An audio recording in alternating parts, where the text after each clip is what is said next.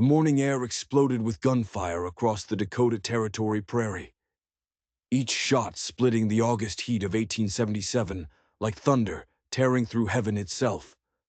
Clara Whiteham pressed herself against the rough bark of a cottonwood, her heart hammering so violently she feared the sound might give away her position. Death whispered past her ear, a bullet so close she felt its scorching breath against her skin so near that for one terrifying instant she tasted copper on her tongue and wondered if it was her own blood. 12 mounted men thundered in pursuit across the sun-baked earth, their horses' hooves drumming a rhythm like war drums echoing off distant canyon walls. Dust clouds billowed behind them, creating a choking fog that transformed the morning sun into a malevolent red eye, glaring down at the chaos below. The acrid smell of gunpowder mixed with the sweet scent of prairie grass and the metallic tang of fierce sweat that seemed to hang in the air like incense at a funeral. At the head of the chase rode a figure that seemed torn from the pages of frontier legend. A lot warrior whose magnificent eagle-feather war bonnet streamed behind him like a banner of defiance against the inevitable. His powerful bay stallion stretched into a desperate gallop, foam flecking its neck as powerful muscles bunched and released with each thunderous stride. Behind him, fighting like a wildcat, despite her bound hands, sat Clara Whiteham, her carefully pinned auburn hair now whipping loose around her shoulders as she pounded her fists against his broad, bare back.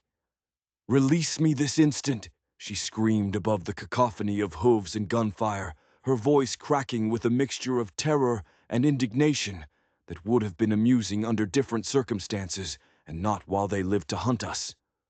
Tokala replied his voice, carrying an unsettling calm that somehow made the chaos around them seem even more surreal. A rifle ball shrieked past Clara's temple, so close she felt the heat of its passage sear her skin like a brand. Another shredded the intricate beadwork on Tokala's buckskin leggings, sending tiny glass beads cascading like colored tears into the wind. Behind them, a third shot found its mark in his spare pony. The animal stumbled, screamed once in a sound that seemed to contain all the anguish of the dying frontier, and crashed to the earth in a tangle of legs and dust rolling over and over. As the pursuing posy thundered past without slowing, Sheriff Otto Briggs rode at the head of the pursuit, his tin star glinting like a malevolent eye on his sweat-stained vest. His Winchester bucked in his hands as he fired again, the brass cartridge spinning away to glitter in the harsh sunlight before disappearing into the grass like a fallen star.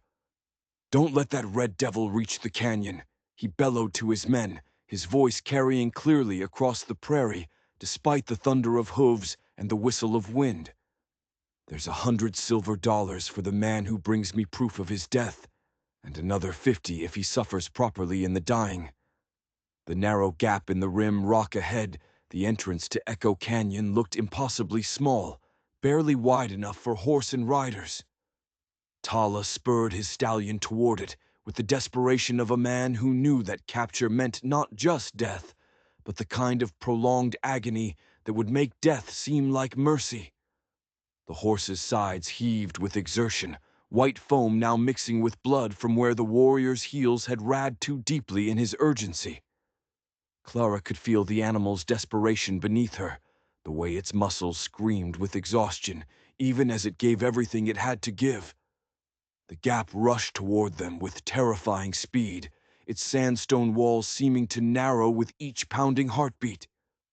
For one horrible moment, Clara was certain they would smash against the rocks like insects against a window, their bodies broken and forgotten, while her brother EMTT waited in vain for news of her arrival. "We're going to die," she whispered, the words torn from her lips by the wind. Tokala didn't respond. His entire being focused on the approaching canyon mouth with an intensity that excluded everything else from existence. His jaw was set in lines that spoke of absolute resolve, his dark eyes fixed on their only chance of survival with the unwavering focus of a bird of prey. Diving toward its target, they plunged into the gap just as another volley erupted behind them. Bullets ricocheted off the sandstone walls with sounds like angry hornets, sending chips of red rock flying in all directions. Some fragments stung Clara's face, drawing tiny beads of blood that she barely noticed in her terror. The canyon walls seemed to press in around them, creating a claustrophobic tunnel where every sound was amplified to deafening proportions. Takala's horse slid on the treacherous shale slope, its hooves scrambling desperately for purchase on loose rock that shifted and rolled under its weight. For one heart-topping moment, Clara felt them tilting sideways toward a deadly fall, the world spinning crazily as gravity pulled them toward the jagged rocks below.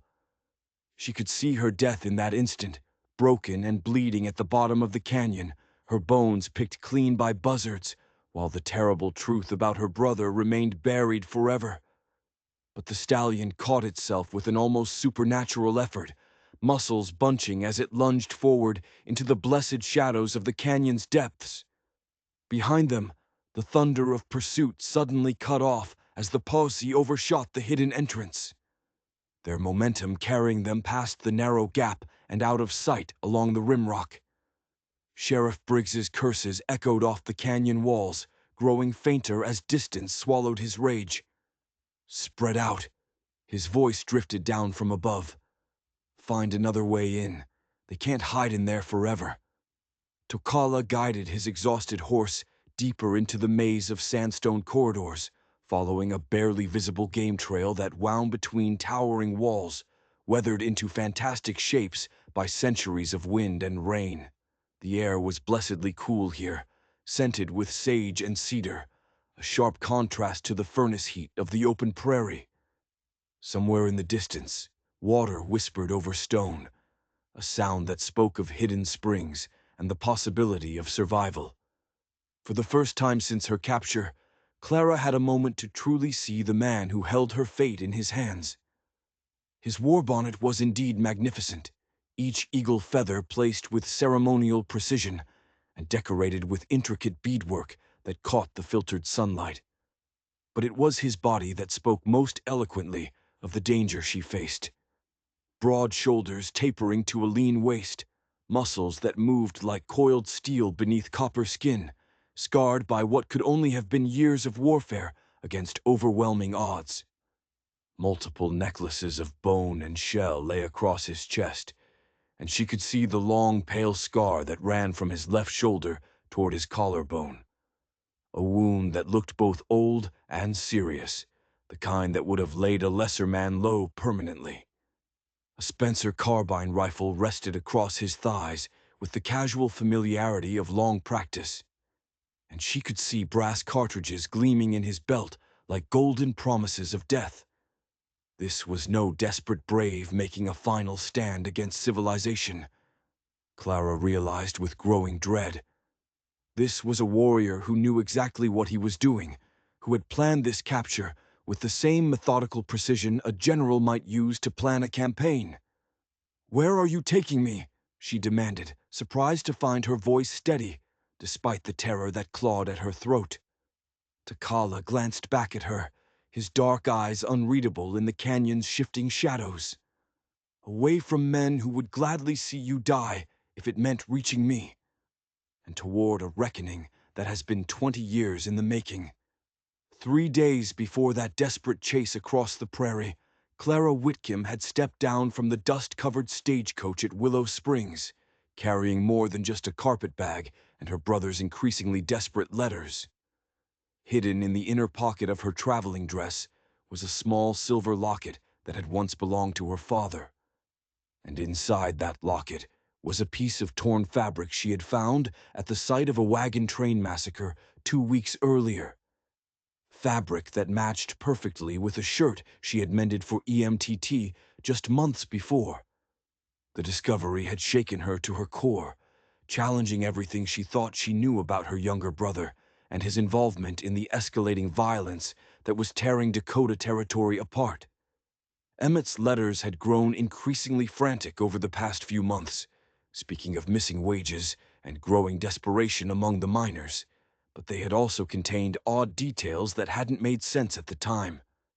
References to night work and special deliveries that paid far better than his regular job as a mule driver at the Copper Gulch silver mine. At 24, Clara possessed the practical skills of Dr. Theodore Whittam's daughter. She could suture wounds with surgeon's precision, set broken bones without flinching, and maintain her composure in medical emergencies that would leave others pale and shaking.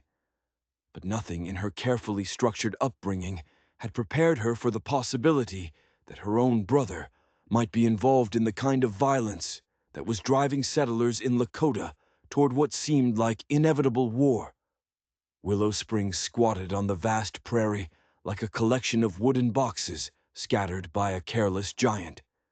Its single main street, lined with false-fronted buildings that seemed to lean against each other for support against the endless wind. The Silver Dollar Saloon anchored one end of the thoroughfare, its bat-wing doors releasing periodic bursts of raucous laughter, off-key piano music, and the kind of profanity that would have scandalized the church ladies back in Cincinnati. At the opposite end stood the newly constructed Prairie Rose Schoolhouse, its white paint gleaming with hopeful determination in the merciless afternoon sun. Clara's first destination was Dr. Edwin Farrow's clinic, where she hoped to find information about the wagon train attack and perhaps discover whether her terrible suspicions about EMTT had any foundation in reality. Dr. Farrow proved to be a thin, scholarly man in his 40s, whose lined face spoke eloquently of too many years watching good people destroyed by forces beyond their control or understanding. "Your brother's involvement in recent events is complicated," Dr. Farrow said carefully, after Clara had shown him the fabric sample and explained her concerns. He cleaned his wire-rimmed spectacles with the practiced precision of someone who performed the gesture whenever he needed time to choose his words carefully. "I've been conducting my own investigation into the attacks that have been blamed on the Lakota, and I'm afraid the truth is far more disturbing than simple frontier violence." Before he could elaborate, shouting erupted from the street outside, accompanied by the sound of running feet and horses stamping nervously. Through the clinic's front window, Clara could see a crowd gathering around the jail with a peculiar mixture of excitement and bloodlust that seemed to characterize frontier entertainment. At the center of the disturbance, Sheriff Otto Briggs, a thick-set man whose elaborate mustache spoke of personal vanity masquerading as authority, was adjusting a hemp rope around the neck of a Lakota boy who couldn't have been more than 16 years old. The child's hands were bound behind his back, and there was dried blood on his shirt that suggested he had already endured considerable abuse since his capture. But it was the look in Sheriff Briggs's eyes that truly disturbed Clara. This wasn't the cold professionalism of a lawman doing an unpleasant but necessary job. This was personal hatred, the kind of burning rage that spoke of old wounds and unhealed grief driving a man to acts that civilized society would condemn. "Horse thief," Sheriff Briggs announced to the growing crowd, his voice carrying the theatrical quality of a man who had performed this scene many times before. "Caught this young savage red-handed with Morrison's prize bay mare, bold as brass and twice as arrogant." Clara had witnessed enough. Her father had raised her to believe that justice meant careful investigation, fair trials, and the presumption of innocence until guilt was proven beyond reasonable doubt. What she was watching bore no resemblance to justice. It was vengeance dressed up in the trappings of law enforcement. Before Dr. Farrow could prevent her departure, she was through the clinic door and pushing through the crowd with the determined stride of someone who had never learned to back down from a fight regardless of the odds. "Stop this immediately," she called out, her clear voice cutting through the murmur of the spectators like a blade through silk. "Where is this boy's trial? Who has heard his side of the story? What evidence exists beyond accusations and prejudice?"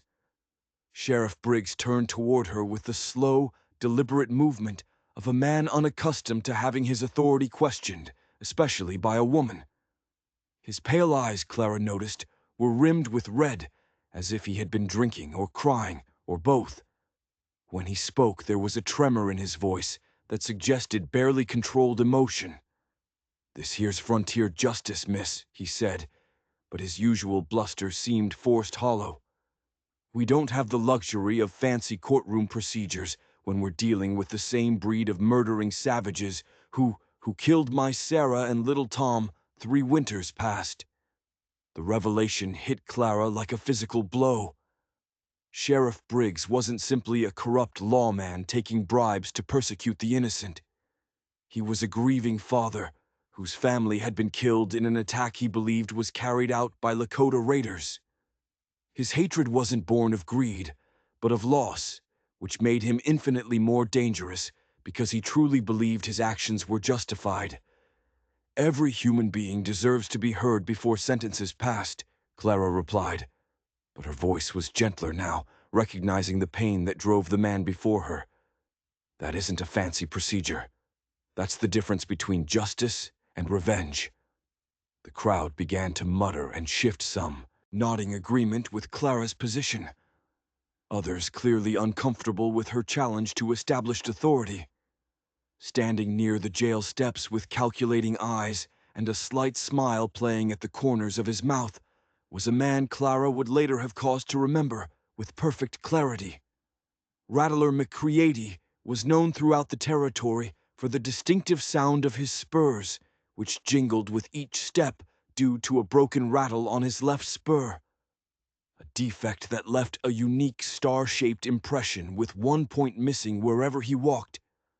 But it was his eyes that truly disturbed Clara, cold and reptilian, studying the scene with the detached interest of a predator evaluating potential prey. The confrontation might have escalated into serious violence.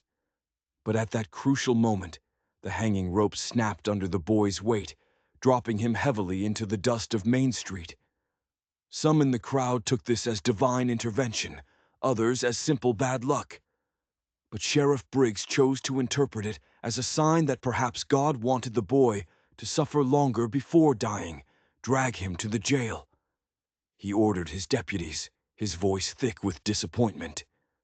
"We'll let him think about his crimes for a few days before we stretch his neck proper." As the crowd began to disperse, Dr. Farrow appeared at Clara's elbow, his scholarly face pale but determined. "You need to know something about your brother," he said quietly, guiding her away from the lingering spectators. "The wagon train that was attacked 2 weeks ago, it wasn't random violence. Someone provided information about its route, its schedule, even which wagon carried the strongbox with the army payroll." Clara's blood turned to ice water in her veins. "You think, EMTT? I think your brother got involved with people who promised him easy money for what seemed like harmless information." Dr. Farrow interrupted gently. "I don't think he understood what that information would be used for until it was too late to withdraw safely." The truth was worse than Clara had imagined. EMTT wasn't just a victim of circumstance or even simple greed. He was an active participant in a conspiracy that was costing innocent lives. The fabric in her locket wasn't evidence of his victimization, but of his complicity in crimes that would shock anyone with a functioning conscience.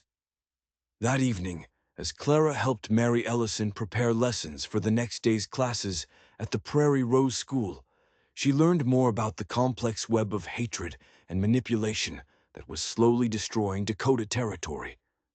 Through Mary's careful explanations, Clara began to understand that the violence wasn't random or inevitable, but orchestrated by someone with both the resources and the motivation to benefit from racial conflict. The attacks always serve the same purpose, Mary explained as they worked by lamplight to organize textbooks and supplies.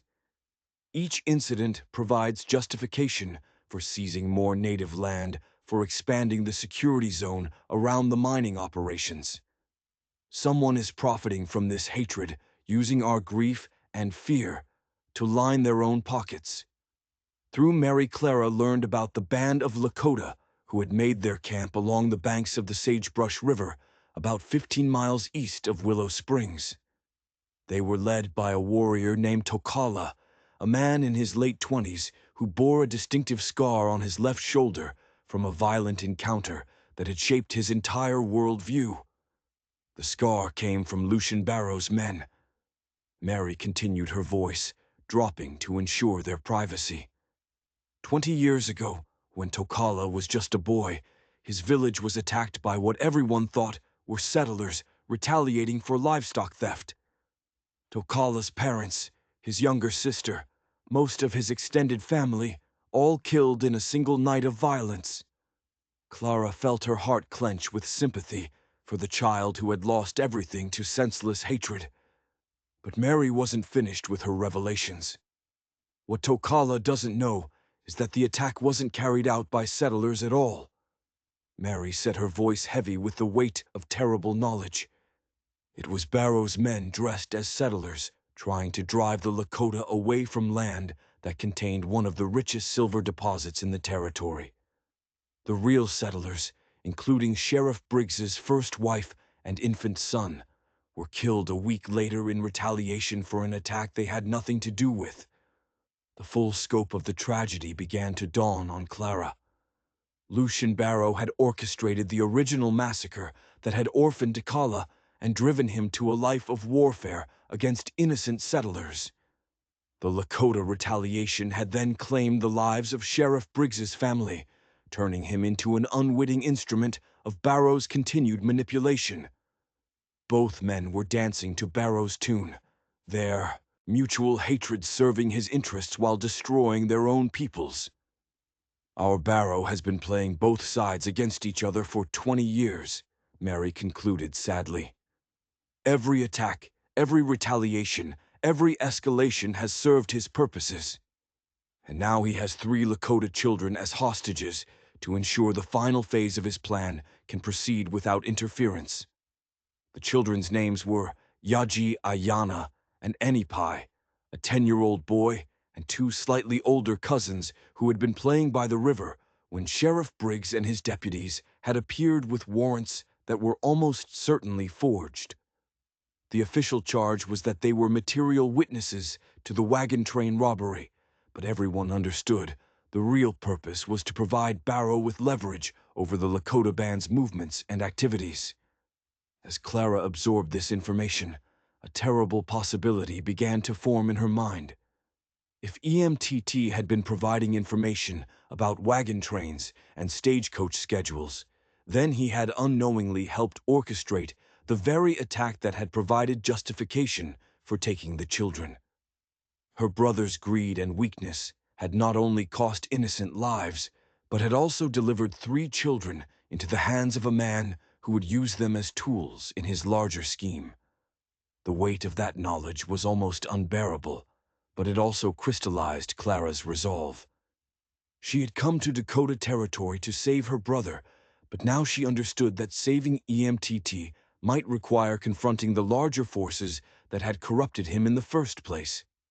Late that night, as Clara lay in her boarding house room, staring at the ceiling and listening to the sounds of Willow Springs settling into uneasy sleep, she made a decision that would change the course of her life forever.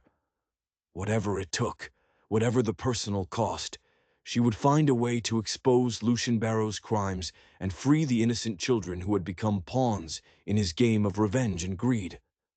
She had no way of knowing that her decision would soon intersect with that of a Lakota warrior who was making equally desperate plans just 15 miles away, or that their meeting would come not through careful negotiation, but through an act of desperation that would bind their fates together in ways neither could have imagined.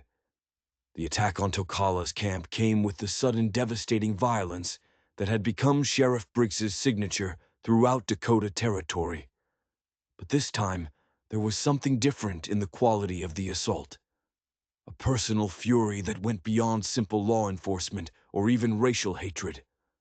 Tokala, watching from his usual pre-dawn position on the rise overlooking the camp, could see it in the way Briggs rode at the head of his men, could hear it in the sheriff's voice as he shouted orders that seemed designed more to inflict terror than to accomplish any tactical objective. "Where are they?" Briggs bellowed as his men scattered cooking fires and sent women and children fleeing toward the river. "Where are the murdering red devils who killed my family? Where is the one they call Tokala, the butcher who took everything I ever loved?" The words hit Tokala like physical blows, each one carrying the weight of 20 years of mutual misunderstanding and misdirected hatred. Briggs truly believed that Tokala had been personally responsible for the death of his first family, just as Tokala had spent 2 decades burning with hatred for the settlers he believed had massacred his village. Neither man understood that they were both victims of the same puppet master, yet their grief and rage carefully orchestrated to serve interests that had nothing to do with justice or honor. The raid lasted less than 15 minutes, but when the shooting finally stopped, the camp lay in smoking ruins that mirrored the devastation Tokala had witnessed as a child. Several tepees had been riddled with bullet holes, their carefully tanned hides now ventilated with deadly precision. Cooking fires had been scattered across the dry grass, threatening to ignite a prairie fire that could consume everything for miles in any direction. 10 bears. The elderly man who served as the band's unofficial patriarch had taken a bullet through his left leg while trying to help others escape. The wound was painful and debilitating, but not immediately life-threatening, a fact that suggested the raiders' restraint had been deliberate rather than accidental. As the dust settled and the attackers withdrew to a safe distance, Sheriff Briggs delivered his ultimatum with the raw emotion of a man who had waited 20 years for this moment. "You have until sunset tomorrow," he shouted across the devastated camp, his voice cracking with barely controlled grief and rage. "Bring me Tokala, the murderer who destroyed my life, or those children I'm holding. You will pay the price for his cowardice. Sarah's blood cries out for justice, and by God, I'll have it one way or another." Tokala stood amid the destruction, understanding, for the first time, the true scope of the trap that had been laid for both their peoples. Briggs wasn't simply a corrupt lawman taking orders from Lucian Barrow. He was a grieving father whose pain had been weaponized by someone who understood exactly how to manipulate human suffering for profit. The plan that formed in Tokala's mind was born not of simple desperation, but of a terrible clarity about what needed to be done. The children were innocent, and they would die horribly if something dramatic was not done immediately. But more than that, the cycle of violence that had claimed both their families would continue until someone was brave enough to break it, regardless of the personal cost. He would take a hostage from Willow Springs, someone valuable enough to force a confrontation, innocent enough to survive what was coming, and intelligent enough to understand the larger truth once it was revealed. It was not a course of action he chose lightly, and he understood perfectly that it would mark him as an outlaw in the eyes of both peoples. But sometimes Toka reflected as he prepared for what might be his final ride. Honor required a man to become a villain in service of a greater good. By mid-morning, Tokala was positioned on a ridge overlooking Willow Springs, studying the town's patterns of movement through field glasses taken from a cavalry patrol the previous spring. His choice was made for him when he saw a young woman with auburn hair helping to load medical supplies into a buckboard wagon near Dr. Farrow's clinic. Even at a distance, he could see that she carried herself with the kind of composed dignity that suggested education breeding and the sort of social connections that made a person valuable to their community. More importantly, there was something in her movements that spoke of competence and intelligence qualities that would be essential for what he had in mind. Clara Wickham had no warning of the danger approaching as she organized bandages and medicines for Dr. Farrow's weekly rounds to the outlying ranches and homesteads. Her mind was occupied with the terrible knowledge she had gained about her brother's involvement in recent attacks and the growing evidence of systematic manipulation that reached far beyond simple frontier violence. The first indication of Tokala's presence was the sensation of powerful arms encircling her waist and lifting her effortlessly from the ground. She opened her mouth to scream, but a calloused hand covered it before any sound could escape, muffling her cry to a muted protest that was lost in the general noise of the busy street. "Do not struggle against me," a calm voice said in her ear, speaking English with the careful precision of someone for whom it was not a native language. "I have no wish to harm you, but I will do what I must to protect those who cannot protect themselves." Clara's mind reeled as she found herself lifted onto a horse behind the warrior. Her carefully arranged dress hiking up in a way that would have scandalized the church ladies back in Ohio. She caught a glimpse of his face and profile younger than she had expected, with intelligent dark eyes that held no malice or cruelty, only the kind of grim determination that came from making impossible choices in desperate circumstances. Then they were moving the horse, breaking into a grounding gallop as shouts erupted behind them like thunder after lightning. Dr. Farrow burst from his clinic, his scholarly face twisted with shock and disbelief. Sheriff Briggs appeared in the doorway of his office, and Clara could see the savage satisfaction on his face as he realized that his enemy had finally given him the justification he needed for the kind of violence he had been craving for 20 years. The chase that followed tested every skill Tokala had learned during his years of warfare against an enemy that possessed superior numbers, better equipment, and the backing of federal authority. But as they rode across the sun-baked prairie, with bullets whining past their ears, Clara began to understand that this wasn't a simple kidnapping driven by desperation or greed. "Oh, why?" she gasped as they rode, her voice nearly lost in the thunder of pursuit and the whistle of wind past their ears. "Why are you doing this?" "Because 3 children will die if I do not," Tokala replied, without taking his eyes from the treacherous terrain ahead. "And because 20 years of lies must end before they destroy us all." The cryptic answer raised more questions than it answered. But Clara had no opportunity to demand clarification as approached the narrow entrance to Echo Canyon, and their desperate flight entered a new phase of danger and uncertainty. The pursuit caught up with them at the Sagebrush River, crossing during the merciless heat of midday, when the August sun hung like a malevolent eye in the cloudless sky, and heat waves shimmered above the alkali flats like dancing spirits of the damned. Tokala had been pushing his horse without mercy for nearly 4 hours, and the magnificent bay stallion was beginning to show signs of serious distress, sides heaving like a bellow's white foam mixed with blood, where the warrior's spurs had raked too deeply in his desperation to maintain their lead. The crossing itself was deceptively treacherous, a natural ford where the Sagebrush River ran shallow over a bed of smooth stones worn down by countless years of spring floods. Under normal circumstances, it would have been an easy passage for horse and rider, but the late summer heat had concentrated the minerals in the water, making the stones slippery as ice. While recent thunderstorms in the high country had left the current running faster and deeper than usual, they were perhaps halfway across when Sheriff Briggs and his posse crested the rise behind them, emerging from the mouth of Echo Canyon like avenging demons riding out of hell itself. Even at this distance, Clara could see the fury written across the sheriff's heavy features.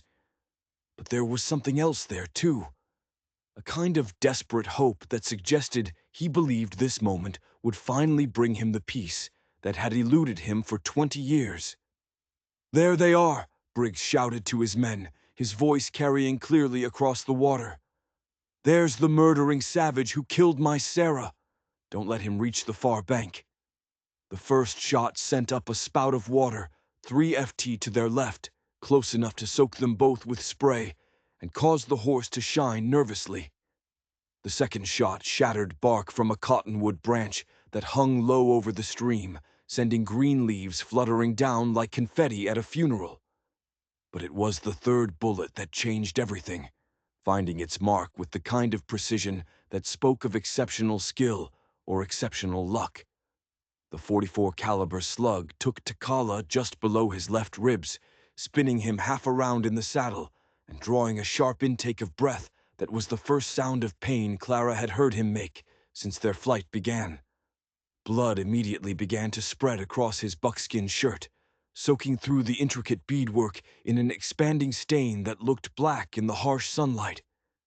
"Get behind the rock," he ordered, pushing Clara toward the largest boulder in the river, a granite outcropping the size of a small cabin that rose above the water level like a stone island. His movements were slightly unsteady, but still controlled his warrior's training, allowing him to function despite the shock and pain of his wound.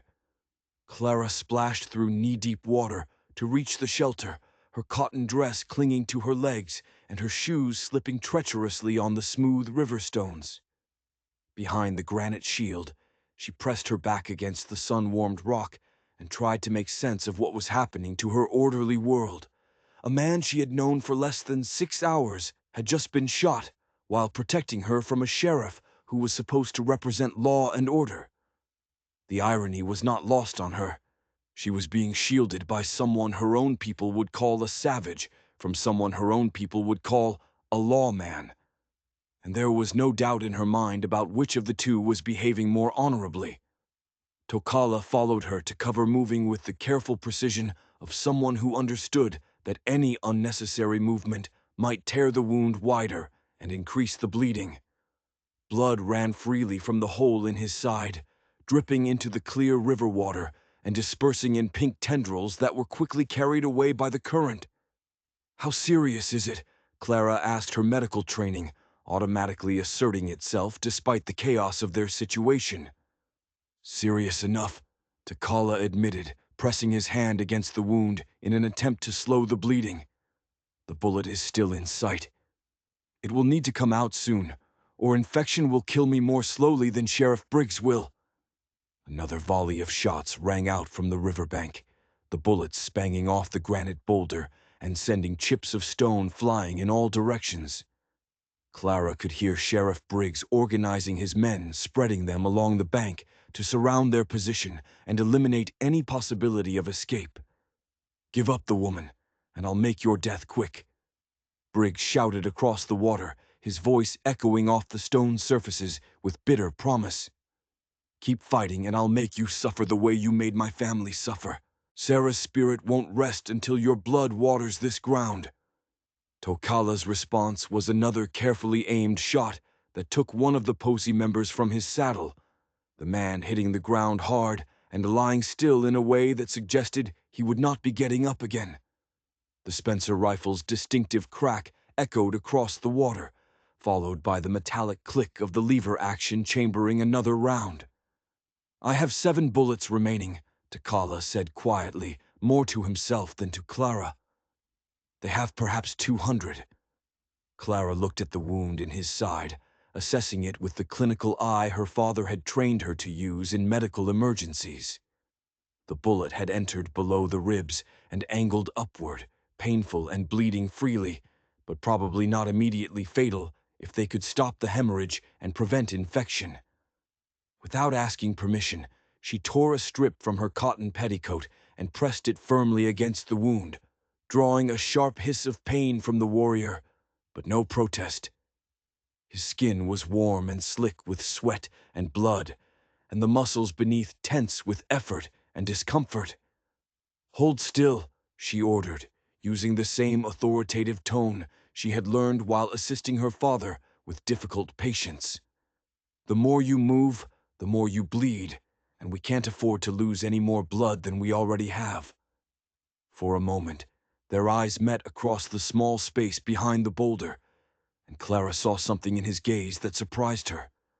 Not the savage fury she had been conditioned to expect, but a deep weariness mixed with stubborn determination.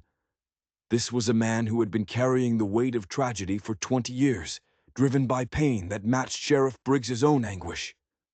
"Tell me about Sheriff Briggs's family," she said softly, partly to distract him from the pain, and partly because she was beginning to understand that there was far more to this conflict then simple racial hatred. Tokala was quiet for so long that Clara thought he might not answer. When he finally spoke, his voice carried a weight of sorrow that made her chest tight with unexpected sympathy. "I was 8 years old when the men came in the night," he said, staring out across the water toward the enemies who wanted to kill him. They wore settlers' clothes, spoke the white man's language, carried the white man's weapons. They killed my parents, my sister, everyone I had ever loved. I spent 20 years believing that all settlers were monsters, that all white people deserved to die for what had been done to my family." He paused, his jaw working as if the words were difficult to form. "But last night, an old woman who helps Dr. Farrow told me the truth. The men who destroyed my village weren't settlers at all. They were hired killers dressed as settlers, sent by a man named Lucian Barrow to drive us away from silver-rich land. And when my people struck back at what we thought were the killers' families, we murdered innocent people who had nothing to do with our pain." Clara felt the world shifting around her as the full scope of the tragedy became clear. Sheriff Briggs's first family killed by warriors seeking revenge for an attack that was never carried out by settlers at all. Tokala confirmed bitterly. "We have been enemies for 20 years because of lies fighting each other, while the real enemy grows rich from our mutual hatred." The terrible irony of their situation was almost unbearable. Two men whose families had been destroyed by the same puppet master were trying to kill each other, while that puppet master prepared to profit from their mutual destruction. But Clara could also see the opportunity that their current predicament presented.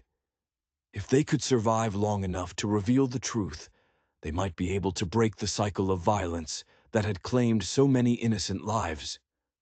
As the afternoon wore on and the siege continued, Clara found herself making a choice that would have been unthinkable when she stepped off the stagecoach in Willow Springs just 3 days earlier. When Tokala quietly suggested that she could wade back to shore and surrender to the Posy, potentially saving her own life, even if it meant his certain death, she shook her head with surprising firmness. "They'll execute you the moment I'm safe," she said simply. "Perhaps. But you would survive to tell others what you've learned about Barrow's crimes." Clara looked at this wounded warrior who had spent 20 years driven by grief and hatred, only to discover that his pain had been deliberately manufactured and manipulated by someone who viewed human suffering as a business opportunity. The parallel to her own brother's situation was impossible to ignore. Both men had been turned into weapons against innocent people by someone who understood exactly how to exploit their weaknesses and wounds. "No," she said firmly. "We leave together, or we don't leave at all. But first, you need to tell me everything you know about Lucian Barrow. If we're going to survive this, if we're going to save those children and stop the killing, I need to understand exactly what we're fighting against." The thunderstorm that saved their lives arrived with a sudden spectacular violence that characterized weather on the Great Plains, where nothing stood between the ground and the sky except miles of empty space, and the dreams of people brave enough to call such vastness home. Under cover of the storm's magnificent chaos, Tokala and Clara made their escape from the granite boulder that had sheltered them through the long afternoon siege. As they rode through the night, soaked to the skin, but grateful for the rain that washed away their tracks, Tokala told Clara everything he had learned about Lucian Barrow's 20-year campaign of manipulation and murder. The mine owner wasn't simply a greedy businessman seeking to expand his operations. He was a man driven by a twisted sense of justice that had led him to orchestrate some of the most heinous crimes in Dakota Territory's violent history. Barrow's son was killed in a skirmish with Lakota warriors 25 years ago, Tokala explained as they sheltered in a grove of cottonwoods during the worst of the storm. "But it wasn't my people who killed the boy. It was Crow raiders who happened to be wearing Lakota war paint as a disguise." Barrow never learned the truth, and his grief turned to hatred that consumed everything decent in his soul. The revelation added another layer to the tragedy that had shaped all their lives. Barrow's crimes weren't born of simple greed, but of the same kind of misdirected grief that had driven both Tokala and Sheriff Briggs to acts of violence against innocent people. The difference was that Barrow had the resources and intelligence to turn his hatred into a systematic campaign of manipulation that had been destroying lives for more than 2 decades. He creates the conflicts that justify his land seizures, Clara said, beginning to understand the full scope of the conspiracy. Every attack, every retaliation, every escalation serves his interests while keeping the real victims fighting each other instead of recognizing their common enemy. "And your brother?" Tokala asked gently. "How does he fit into Barrow's plans?" Clara felt her heart clench with pain as she considered everything she had learned about EMTT's involvement in recent events. The fabric she had found at the wagon train massacre, the references to night work in his letters, Dr. Farrow's careful hints about inside information being used to target specific shipments. All of it pointed to a level of complicity that went far beyond simple weakness or desperation. "I think EMTT started by providing information he thought was harmless," she said. "Finally, schedule changes, route modifications, cargo manifests, the kind of details that seemed innocent enough, but could be used to target specific shipments for robbery. He probably told himself he was just helping some struggling miners supplement their income with a little highway work. But then people started dying," Tokala observed, "and by then he was in too deep to withdraw safely. Barrow's people don't let assets walk away once they become liabilities." The first major confrontation of their extended flight came at a place called Rattlesnake Bar, a natural spring that bubbled up from sandstone formations about 15 miles northeast of their river crossing. The water was sweet and cold, a precious resource in the alkaline wasteland that surrounded it. But unfortunately, they were not the only ones who knew about this hidden oasis. Tokala spotted the 2 men first, Rattler McCready and another gunfighter Clara didn't recognize, both watering their horses and filling canteens in the pre-dawn darkness. They had obviously been following the fugitive's trail reading sign that Kala had tried to hide, but couldn't completely eliminate while traveling with a wounded companion and a woman in inappropriate clothing. But this time, Clara had a plan of her own. As Tokala began to work his way around the spring to get into position for a clear shot, she deliberately stepped on a dry branch, producing a sharp crack that immediately drew the attention of both gunfighters. "What was that?" Rattler McCready demanded, his hand moving instinctively toward the Colt holstered on his hip. His distinctive spurs jingled as he stepped away from his horse, the broken rattle leaving its characteristic star-shaped print in the soft mud beside the spring. "Could be anything," his companion replied, but his own hand was also hovering near his weapon. "Coyote, maybe, or a nightbird settling." "Animals don't step on branches that deliberately," Rattler said grimly, drawing his pistol and moving toward the sound. "Come out where we can see you, or we'll come in shooting." The distraction was exactly what Tokala needed. But Clara wasn't finished with her contribution to their survival. As Rattler approached her position, she grabbed a handful of sand and threw it directly into his eyes, temporarily blinding him, just as Tokala's rifle stock caught his partner behind the ear. The fight that followed was brief but vicious. Rattler, partially blinded and enraged, fired wildly in Clara's direction, while Tokala worked to subdue the second gunfighter without making enough noise to attract attention from any other pursuers who might be in the area. When the violence finally ended, both gunfighters were unconscious, and Clara had acquired not only their weapons and supplies, but also something far more valuable, Rattler McCready's distinctive spurs, which she carefully wrapped in cloth and tucked into her traveling bag. "Those spurs have left tracks at every false flag attack carried out by Barrow's men over the past 2 years," she explained to Tokala as they prepared to leave the spring. "If we can get them to the right people, along with testimony about how we acquired them, it might be enough to start unraveling Barrow's entire operation. The second major confrontation came when they attempted to circle back toward Willow Springs, hoping to make contact with Dr. Farrow or other potential allies who might help them expose the conspiracy. But the town was crawling with armed men, and Clara's attempt to reach the schoolhouse nearly ended in disaster for both of them. She had slipped away from Tocala during the night, thinking she could gather intelligence about the children's location while he recovered from his wound. Instead, she found herself face to face with Sheriff Briggs in the middle of Main Street, his thick fingers tangled in her hair as he pressed the barrel of his Colt against her temple hard enough to leave a permanent impression.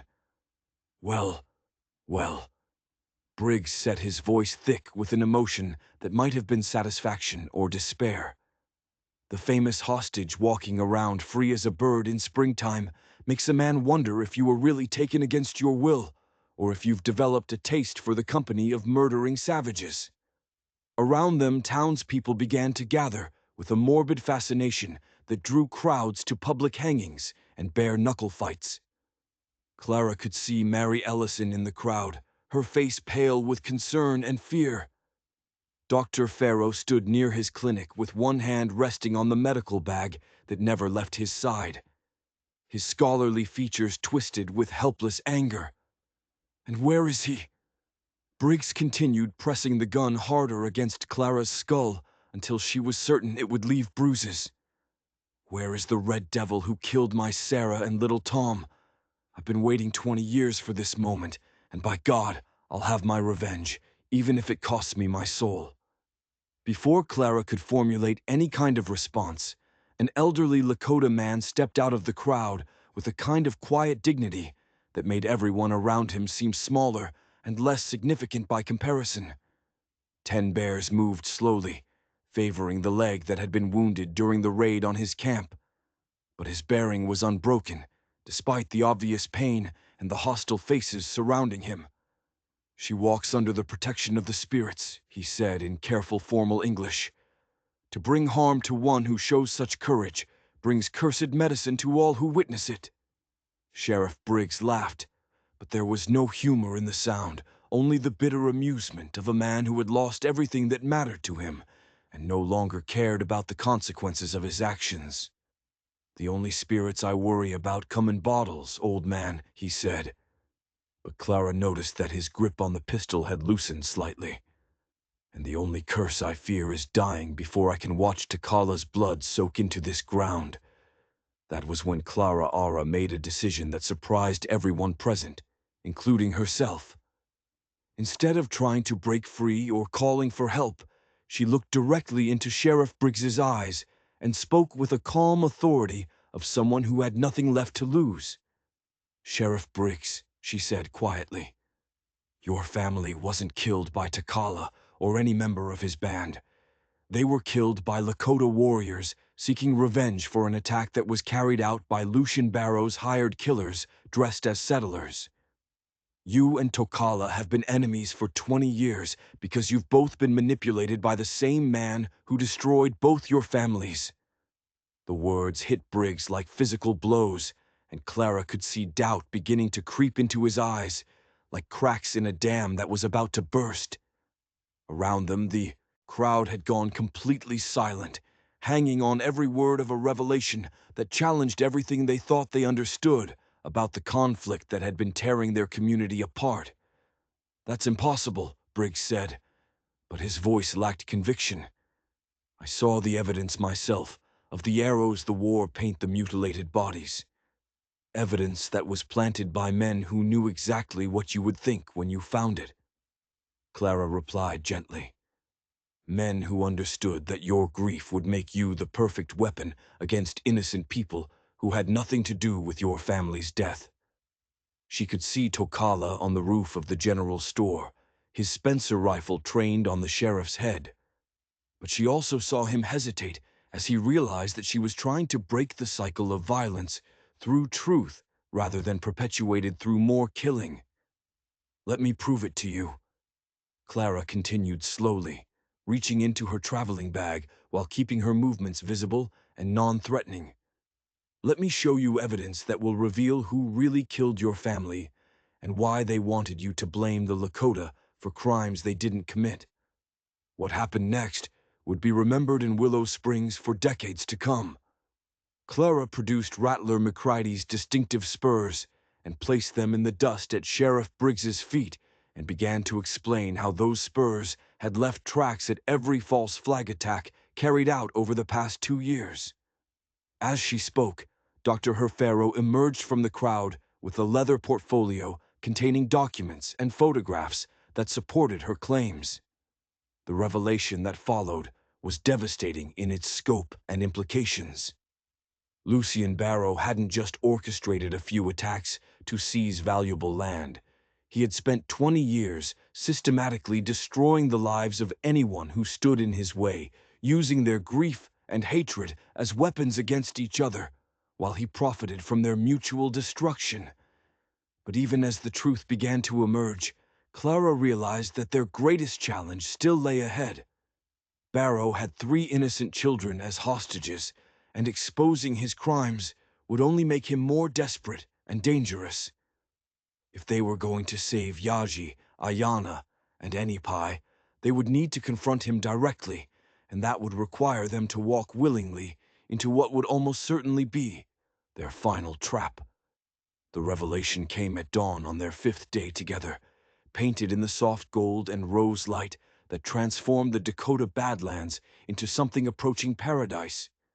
Clara had been searching through Takala's saddlebags for clean cloth to change his bandages when her fingers closed around something that made her blood turn to ice in her veins and her heart skip several beats in rapid succession. A .44 Henry cartridge with a deliberately filed rim, the brass case still bearing the scratches and wear marks that made it as distinctive as a signature. But it wasn't the cartridge itself that shocked her. It was the realization that she had seen this exact same ammunition at a crime scene where it had no business being. "But where did you get this?" Clara asked, her voice steady, despite the emotional turmoil that was tearing at her chest like claws. Tokala looked up from where he was checking his horse's hooves for stones, and when he saw what she held in her palm, his face went carefully blank, and the expression of a man who had learned through bitter experience to reveal nothing until he understood the full nature of the danger he faced. "I found it at the site of the wagon train massacre 2 weeks ago," he said simply, his dark eyes never leaving her face. "I was tracking the men who carried out the attack, looking for evidence that might reveal their true identity. Like you were there." Clara's voice carried a note of accusation that made Takala stiffen defensively. "I arrived hours after the killing was finished," he replied with quiet dignity. "I wanted to see for myself what had been done to understand how such butchery could be blamed on my people when we were 50 meeks away at the time." Clara felt her world spinning as the implications of his words sank in. She reached into her dress pocket and pulled out the piece of torn fabric she had found at the massacre site, fabric that matched her brother's shirt perfectly. But now, looking at it in the context of everything else they had discovered, she began to see other possibilities. "This fabric," she said slowly, holding it up to catch the morning light. "I thought it came from my brother's shirt, but now I'm not so sure. The weave is similar, but the color is slightly different. It could have come from any number of similar garments." Tokala studied the fabric sample with the careful attention of someone trained to read tracks and interpret evidence. This was torn from someone's clothing during a struggle, he observed, but not necessarily from the clothing of someone involved in the attack. It could have come from a victim trying to defend themselves. The possibility that Clara had been wrong about her brother's direct involvement in the massacre was both a relief and a source of new anxiety. If EMTT hadn't been present at the wagon train attack, then what exactly was his role in Barrow's conspiracy, and what had happened to the real perpetrators who had left such carefully planted evidence behind? "There's something else," Clara said, pulling out a small notebook she had been keeping since her arrival in Dakota territory. "I've been tracking the timing of attacks, the targets that were chosen, the evidence that was left behind. There's a pattern here that goes beyond simple robbery or racial violence." She spread her notes on the ground between them, creating a timeline that revealed the systematic nature of Barrow's campaign. Each attack had been carefully planned to achieve specific objectives, seizing particular pieces of land, eliminating specific individuals who posed threats to his operations, or creating incidents that justified particular responses from territorial authorities. "Your brother may not have been directly involved in the violence," Tokala said after studying Clara's documentation, "but he was definitely providing information that made these attacks possible. Schedules routes cargo manifests the kind of details that would allow someone to plan robberies with minimal risk of failure and maximum risk to innocent people." Clara added bitterly, "EMTT may not have pulled any triggers, but his information got people killed just as surely as if he had shot them himself." The full scope of the conspiracy was beginning to emerge, but Clara realized that understanding Barrow's methods was only the first step towards stopping him. The mine owner had spent 20 years perfecting his techniques for manipulating people's grief and hatred, and he wouldn't abandon his plans simply because a few of his crimes had been exposed. "He still has the children," Takala said, echoing Clara's thoughts. "And he knows that we've learned too much to be allowed to live. Whatever trap he's preparing for us will be designed to eliminate all loose ends permanently." Clara nodded grimly, understanding that their investigation had painted them into a corner from which there might be no escape. But she also understood that they couldn't abandon Yazi Ayana and Enipai to Barrow's mercy.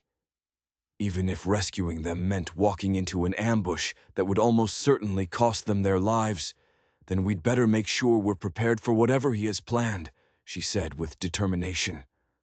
That surprised them both. "Because I'm not going to let him win, not after everything we've learned about what he's done to our families and our communities." As they prepared to break camp and begin what might be their final approach to Copper Gulch Mine, Clara felt something fundamental shift inside her chest. She was no longer the sheltered doctor's daughter who had arrived in Dakota territory, hoping to rescue her brother from his own poor judgment. She had been transformed by violence and revelation into something harder and more dangerous.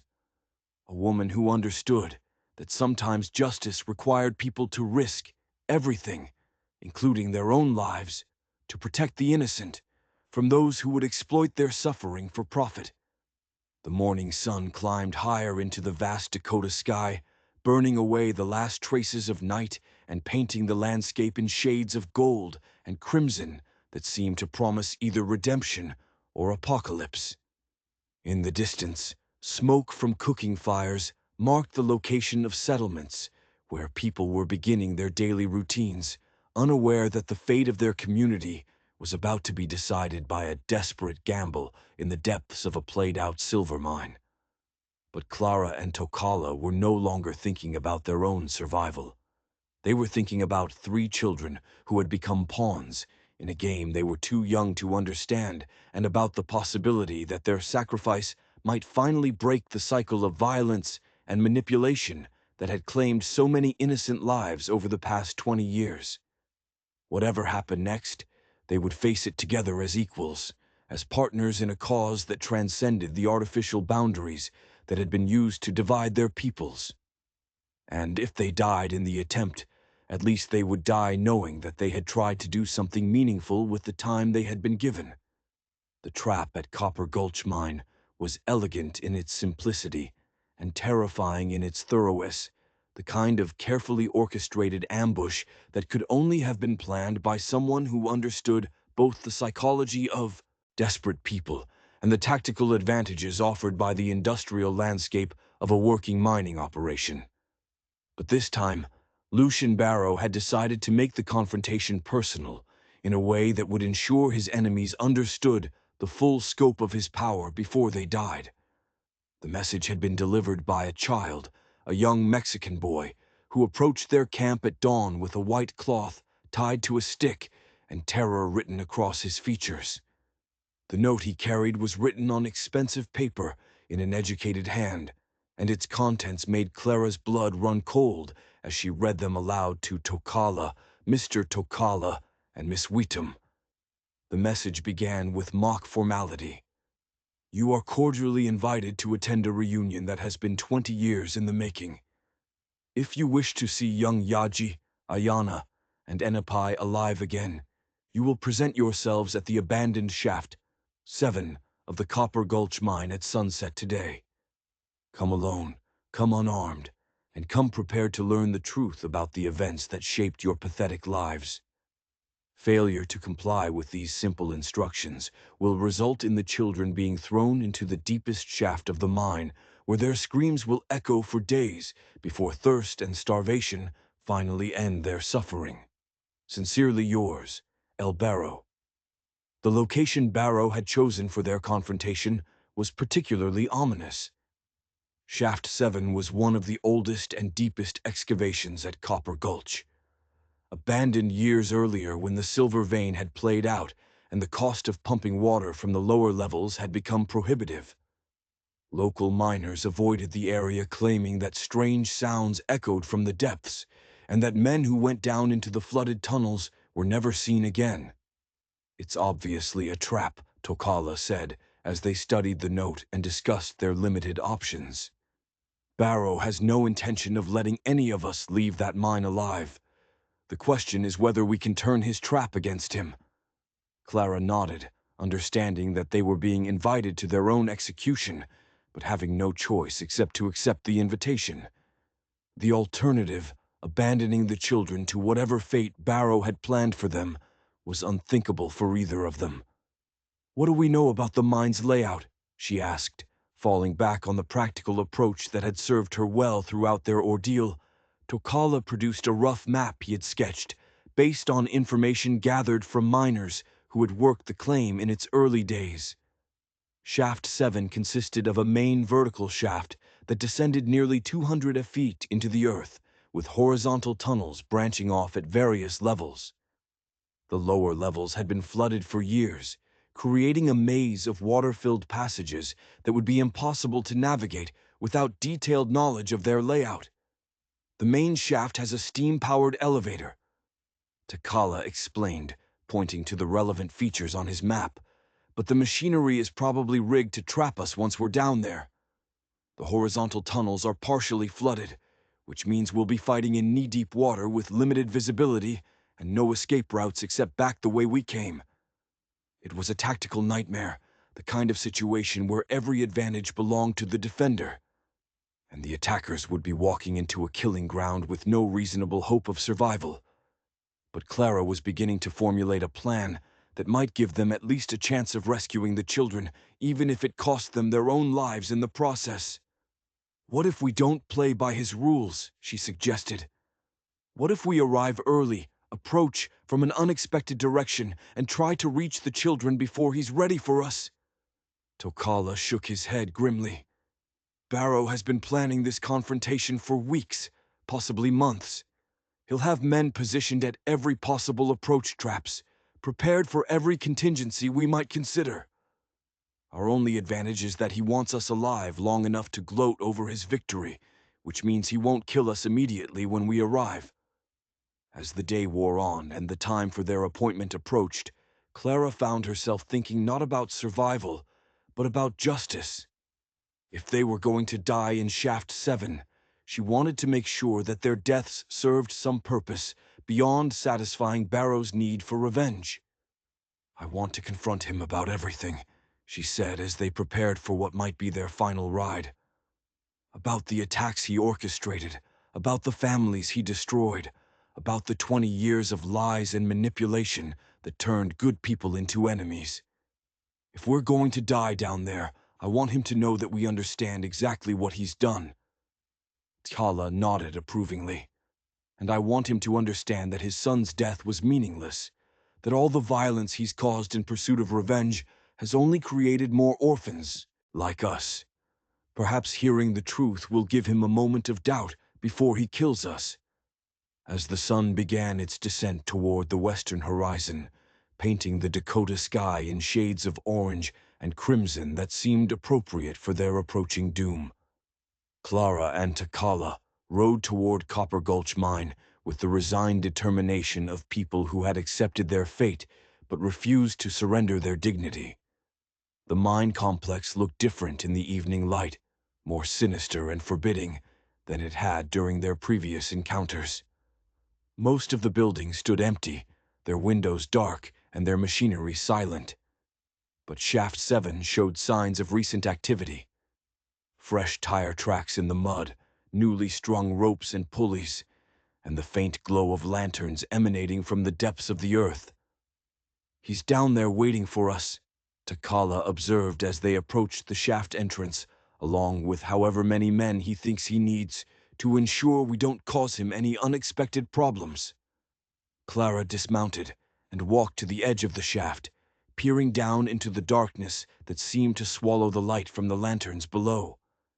The elevator platform was visible about 20 ft down, suspended by cables that looked newly maintained and ominously sturdy. "Miss Whiteham, Mr. Tokala." Lucian Barrow's voice echoed up from the depths, carrying clearly despite the distance and the acoustic distortion of the shaft walls. "How kind of you to accept my invitation. Please step onto the elevator platform. I'm afraid the machinery only operates from down here, so you'll need to trust me to bring you down safely." The irony of being asked to trust a man who had spent 20 years orchestrating murders was not lost on either of them. But they had no choice except to comply with his instructions. The elevator platform was barely large enough for 2 people, and it swayed sickeningly as it began its descent into the earth. The journey down seemed to last forever, but Clara used the time to study what she could see of the shaft walls and the horizontal tunnels that branched off at various levels. The construction was more elaborate than she had expected, with carefully reinforced timber supports and what appeared to be a complex system of pumps and drainage channels designed to keep the working areas from flooding completely. When the platform finally reached the bottom of the shaft, Clara and Tokala found themselves in a large chamber that had been carved out of the solid rock and illuminated by dozens of oil lanterns that cast dancing shadows on the walls. The air was thick with moisture and the smell of decay, and Clara could hear the constant drip of water from somewhere in the darkness beyond the lantern light. Lucian Barrow stood waiting for them in the center of the chamber, flanked by 6 armed men who kept their weapons trained on the elevator platform. But it was Barrow himself who commanded attention, not because of any physical presence, but because of the unmistakable aura of madness that seemed to radiate from him like heat from a forge. The mine owner was a man in his 50s who had once been handsome and distinguished. But 20 years of hatred had carved lines of cruelty into his features and left his eyes with a blank stare of someone who had stared too long into an abyss of his own making. He was impeccably dressed, despite the subterranean setting, wearing a dark suit and white shirt that seemed grotesquely inappropriate for the grim business at hand. "Welcome to my kingdom," Barrow said with mock courtesy, gesturing expansively at the chamber around them. "Trust you appreciate the irony of the location. This is the very shaft where your people's resistance to my legitimate business interests first cost me significant money. Mr. Tokala, it seems fitting that it should also be where that resistance finally comes to an end." "Where are the children?" Clara demanded, refusing to be drawn into whatever psychological game Barrow was playing. "Safe and sound for the moment," Barrow replied with a smile that made Clara's skin crawl. "Though I'm afraid their continued well-being depends entirely on your cooperation with certain final arrangements I need to make." He gestured toward one of the horizontal tunnels that led deeper into the mine, and Clara could see the faint glow of lanterns somewhere in the darkness beyond.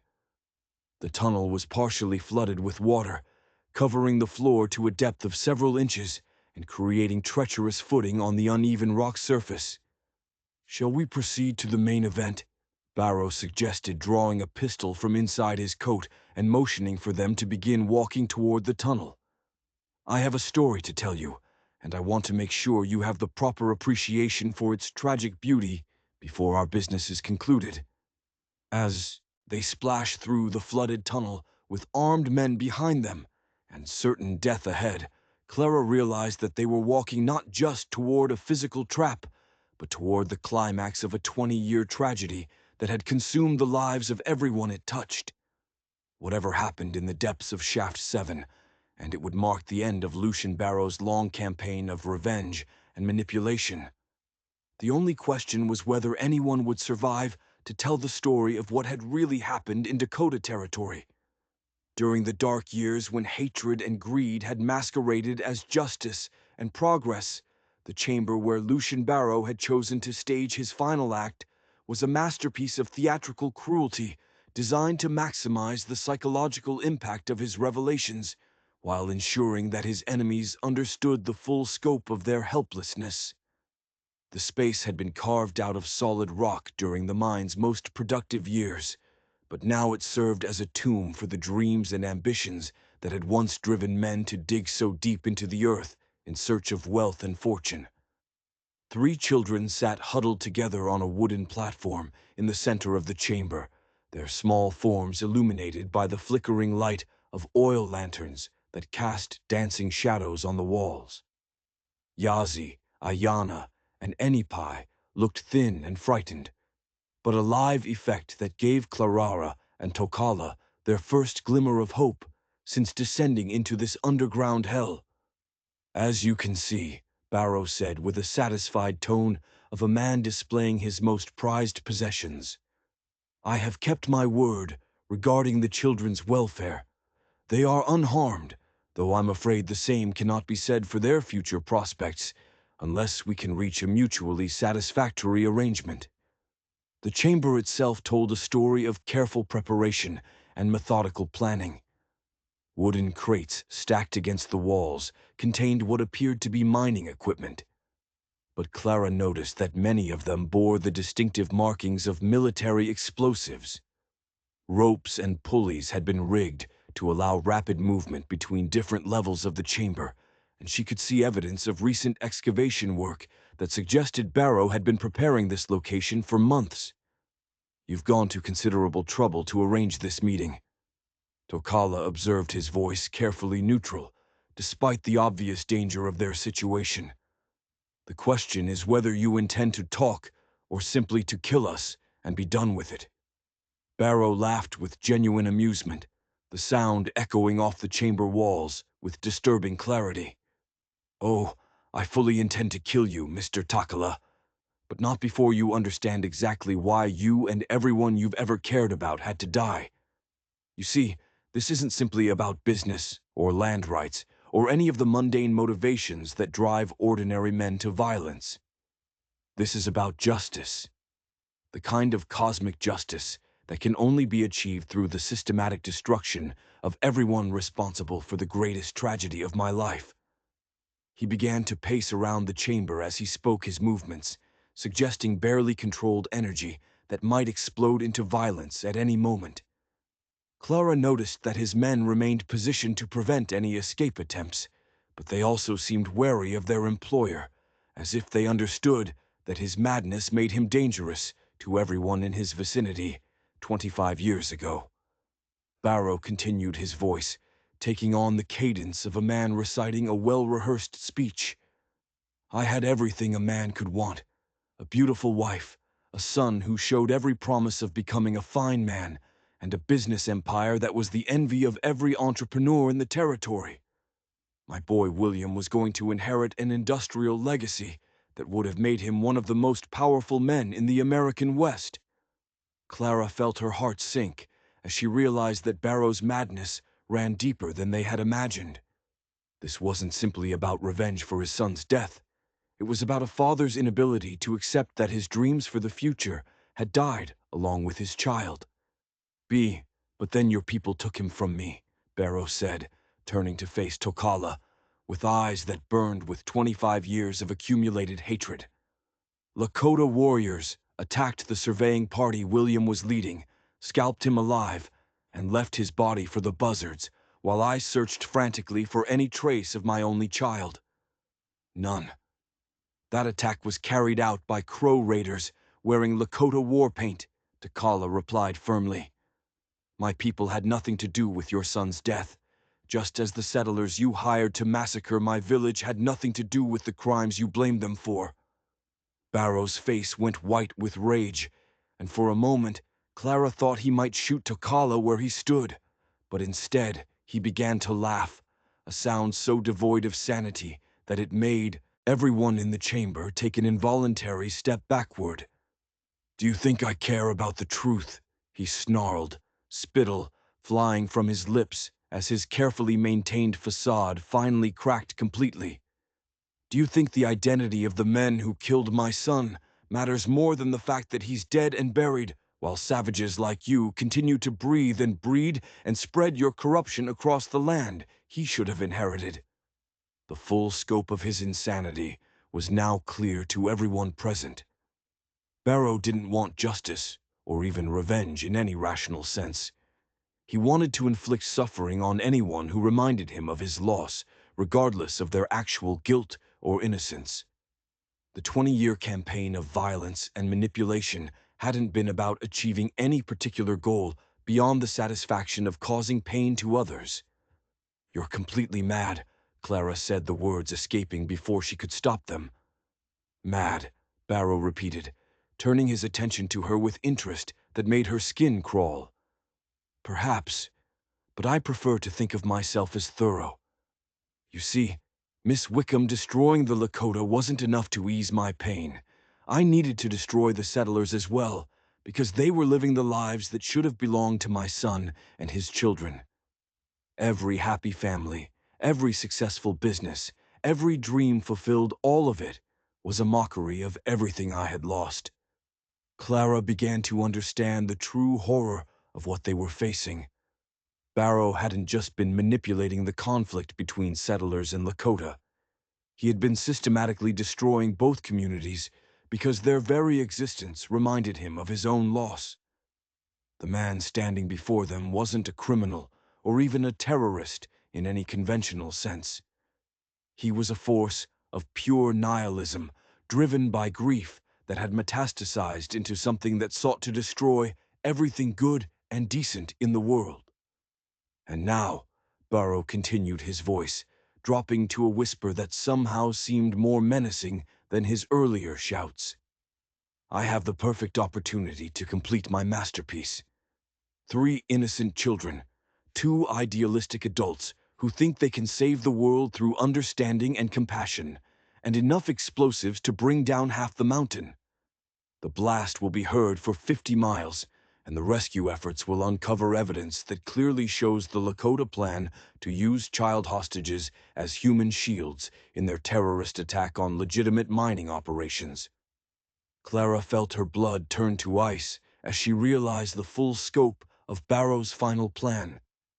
He intended to murder all of them in an explosion that would be blamed on Lakota terrorism, providing justification for the kind of genocidal response that would eliminate the remaining native population entirely, even in death that they would be used as weapons against innocent people who had never done anything to deserve such a fate.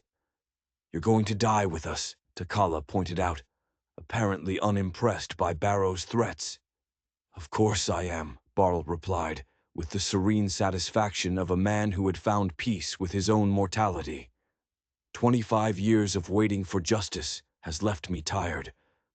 Mr. Tokala, I'm quite ready to join my son in whatever afterlife awaits us, secure in the knowledge that I've completed the work he would have wanted me to do. The children, Clara realized, were the key to everything.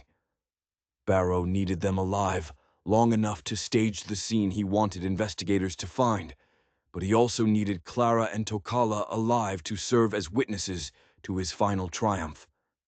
That meant they had at least a few more minutes before he activated whatever explosive device he had prepared. Before you kill us, Clara said, forcing her voice to remain steady, there's something you should know about your son's death. something that might change your perspective on everything you've done in his memory." Barrow raised an eyebrow with interest that seemed genuine despite his obvious madness. "Indeed, and what revelation could possibly matter to me at this point?" Clara took a deep breath, understanding that what she was about to say might trigger an immediate violent response, but knowing that it was their only chance of creating an opening they could exploit. "Your son wasn't killed by Lakota or Crow raiders," she said clearly. "He was killed by deserters from the 7th Cavalry who were masquerading as Indians to cover their crimes. I have documentary evidence from Army records that proves 3 soldiers went absent without leave the day before your son's surveying party was attacked, and their bodies were found 2 weeks later with Lakota artifacts. They had obviously stolen from previous raids." The silence that followed her words was so complete that Clara could hear water dripping somewhere in the darkness beyond the lantern light. Barrow's face went through a series of expressions: surprise, doubt, fury, and finally something that might have been the beginning of understanding. "You're lying," he said finally, but his voice lacked conviction. "I'm a doctor's daughter," Clara replied firmly. "I was trained to observe details and draw conclusions based on evidence rather than emotion. Everything I've told you can be verified through military records that still exist in the territorial archives." For the first time since their descent into Shaft 7, Clara saw cracks beginning to appear in Barrow's facade of absolute certainty. The possibility that his entire crusade had been based on false assumptions was clearly something he had never considered, and the implications were staggering enough to shake even his unhinged grip on reality. But before he could respond to Clara's revelation, a new sound echoed through the chamber, the metallic clang of the elevator platform beginning its ascent to the surface.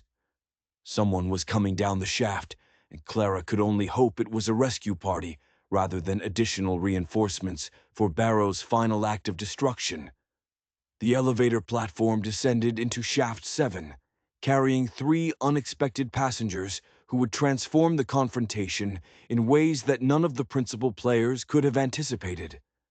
Sheriff Otto Briggs, still wearing his badge despite everything that had been revealed about his role in Barrow's conspiracy, was flanked by Dr. Edwin Farrow and a man Clara didn't immediately recognize, but whose presence filled the chamber with new possibilities for salvation or destruction. "I thought you might want to hear this conversation directly from the source," the stranger said as he stepped off the platform, his voice carrying the authority of someone accustomed to being obeyed. "My name is Colonel Samuel Morrison, late of the 7th Cavalry, and I have information about your son's death that you need to hear before you do something that can't be undone." Barrow's men shifted nervously, unsure whether they should treat the newcomers as threats or allies. But Barrow himself seemed frozen in place, staring at the colonel with an expression that mixed hope and terror in equal measure. The possibility that he might finally learn the truth about the event that had shaped his entire adult life was clearly something he had both longed for and dreaded for 25 years. "William Barrow was killed by 3 deserters from my regiment," Colonel Morrison continued without waiting for permission to speak. "Privates Murphy O'Brien and Kowalski, men who had been stealing from Lakota camps and selling the artifacts to collectors back east. They attacked your son's surveying party because they knew it was carrying payroll money, and they dressed as Indians to hide their identities and deflect blame from the military." The words hit Barrow with the force of physical blows, and Clara could see 25 years of carefully constructed hatred beginning to crumble before her eyes. The mine owner staggered backward until he was pressed against the chamber wall, his face cycling through expressions of disbelief, anguish, and something that might have been relief. "We caught them 3 weeks later," the colonel continued relentlessly. "They confessed to everything before they were executed by military tribunal. But by then, you had already begun your campaign against the Lakota. And frankly, The military command was content to let civilians handle what they saw as an Indian problem. Sheriff Briggs stepped forward, his own face showing the strain of revelations that had shattered his worldview as completely as they were destroying Barrows. "I've been a fool," he said, simply addressing his words to Tokala rather than to his former employer. 20 years of hating the wrong people. 20 years of letting grief turn me into the kind of man my Sarah would have been ashamed to know. Dr. Farrow moved toward the children, while the adults were distracted by their confrontation, checking their condition and preparing to help them escape if the opportunity arose. Clara could see that Yaji was struggling against the ropes that bound him to the platform, and she began to edge in his direction while everyone's attention was focused on Barrow's breakdown. All of it. Barrow whispered, his voice barely audible above the sound of dripping water. 25 years of killing, 25 years of hatred, 25 years of destroying innocent lives. All of it based on a lie I never bothered to question because the truth was more complicated than my need for revenge. The mine owner's psychological collapse might have been complete, but Clara noticed that his men were becoming increasingly agitated as they realized their employer was no longer capable of giving them coherent orders. These were professional killers who had been promised payment for completing a specific job, and the longer the confrontation continued without resolution, the more likely they were to take matters into their own hands. "The explosives," Clara said urgently, realizing that Barrow's breakdown didn't necessarily mean they were safe. "How much time do we have before?" Her question was answered by a metallic clicking sound that echoed through the chamber with ominous finality. One of Barrow's men, apparently deciding that the situation had become too unpredictable to manage, had activated what appeared to be a timer mechanism connected to the crates of explosives stacked against the chamber walls.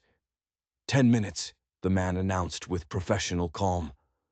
"More than enough time to get clear if we leave now, but not enough time for complicated rescue operations or extended conversations." The chamber erupted into chaos as everyone present realized they were trapped in a confined space with enough explosives to bring down the entire mountain. But it was Toka who took immediate action, grabbing Clara's medical bag and pulling out the surgical instruments she had been carrying since their flight began. "The ropes," he said urgently, beginning to cut through the bonds that held the children to the platform. "We need to get everyone to the elevator before the lights went out." The sudden darkness was so complete that Clara felt disoriented and nauseated, as if the world had simply ceased to exist beyond the sound of her own breathing. Someone had obviously cut the power to the electric lighting system, leaving them with only the flickering glow of oil lanterns to navigate by. "Mur, this way." Dr. Farrow's voice called from somewhere in the darkness. "I've got the children." Everyone moved toward the sound of my voice. What followed was a nightmare of stumbling movement through ankle-deep water, with the constant awareness that every second brought them closer to an explosion that would inhume them permanently in the depths of Shaft 7. Clara felt Tokala's hand grasp hers as they struggled through the darkness, following the sound of Dr. Farrow's voice, while trying to avoid the obstacles that seemed to materialize out of nowhere. Behind them, they could hear shouts and curses as Barrow's men tried to organize their own escape. But the darkness worked against everyone equally, and the flooded tunnels made rapid movement impossible. Clara could hear Sheriff Briggs calling out directions based on his knowledge of the mine's layout. But his voice seemed to be coming from the wrong direction, suggesting that the group had become separated in the confusion. The elevator. Colonel Morrison's voice echoed from ahead of them. "I can see the platform." Everyone moved toward the light. Clara looked up and saw the blessed glow of daylight filtering down the main shaft, marking the location of their only escape route from the flooded chambers below. But even as they struggled toward salvation, she could hear the inexorable ticking of the timer mechanism, counting down the seconds until detonation. The elevator platform was barely large enough for all of them, and Clara found herself pressed against Tokala and the children as Dr. Farrow worked frantically to operate the mechanism that would carry them back to the surface. The platform began to rise with agonizing slowness, each foot of ascent seeming to take an eternity, while the timer continued its deadly countdown somewhere in the darkness below. "How much time?" Yazi asked in a small voice, showing the kind of courage that made Clara's heart ache with admiration for the resilience of children. "Enough," Takala replied firmly, though Clara could hear the uncertainty in his voice. "We're going to make it, all of us." But even as he spoke, Clara could see that they weren't going to reach the surface before the explosives detonated. The platform was moving too slowly, and they were still more than 50 FT below ground level when she heard the first rumbling sounds that indicated the timer had reached 0. The explosion, when it came, was unlike anything Clara had ever experienced. The sound was beyond hearing, a physical force that seemed to compress the air itself and drive the breath from her lungs. The elevator shaft filled with smoke and debris, and Clara felt the platform buck and sway as shock waves traveled up through the earth. But somehow, impossibly, they continued to rise. The elevator machinery had been built to withstand the kind of industrial accidents that were common in mining operations, and it continued to function even as the world seemed to be ending around them. When they finally reached the surface, Clara collapsed onto solid ground with a gratitude so intense it brought tears to her eyes. Around her, the others were doing the same, gasping in the clean prairie air and marveling at their survival of what should have been certain death. Behind them, Shaft 7 had ceased to exist. The explosion had caused a cave-in that sealed the entrance, permanently burying Lucian Barrow and his remaining men in the tomb they had prepared for their enemies. The chapter of Dakota Territo's history that had been written in blood and hatred was finally closed, leaving the survivors to figure out how to build something better from the ruins of the old world.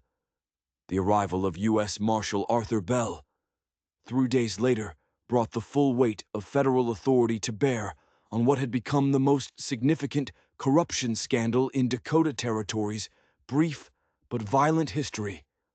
Bell was a career lawman whose weathered face and steady gray eyes spoke of 3 decades spent bringing order to frontier regions where local authority had failed, been corrupted, or simply never existed in any meaningful form.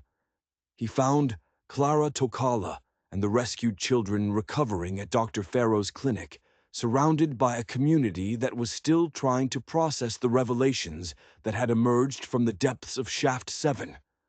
The explosion had been heard for 50 miles in every direction, and the subsequent collapse of Barrow's mining empire had sent shock waves through territorial politics that would take years to fully resolve.